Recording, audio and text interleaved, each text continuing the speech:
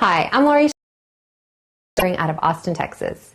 Today, on behalf of Expert Village, we're going to show you how to make mini turkey and Parmesan burgers on pita bread. So the next garnish that we're going to make is our avocado, or actually we're just going to dice it up.